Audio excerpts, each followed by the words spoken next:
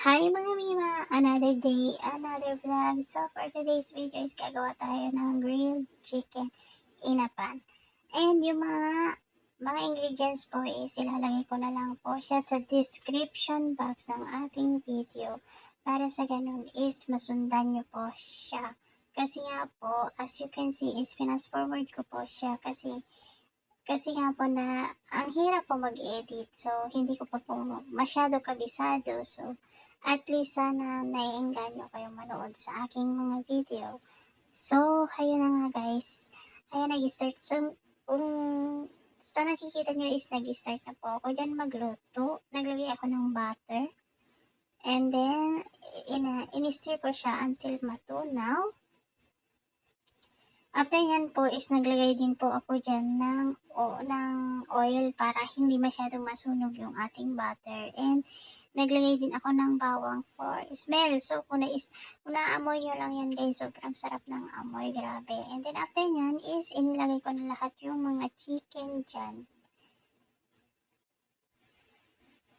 So yan, as you can see, nilagay ko po lahat ng mga chicken.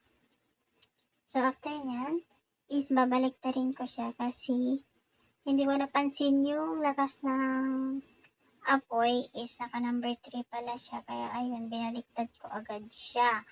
So, kaya hintayin ko lang siya ulit. Hintayin ko na lang siya ulit na maluto. And then after nyan, after a minute po is medyo luto na siya. Kaya binaliktad ko po ulit siya.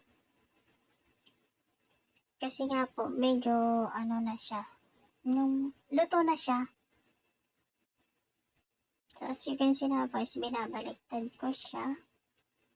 Yan, hintayin natin ulit kung maluto yung other side niya. And then, after nyan, nung nakita kong okay na siya, is inilagay ko na po yung kanyang sauce.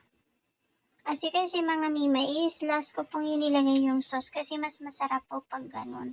Hindi ko lang din po alam sa inyo kung ganun din po yung way nyo. Pero para sa akin, mas masarap po siya pag hindi mo na siya minix yung hindi mo na minimix yung sauce niya.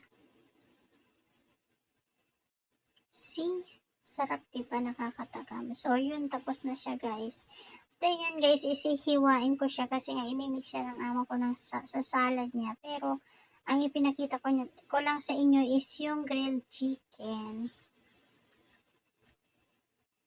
So, ayan na siya guys.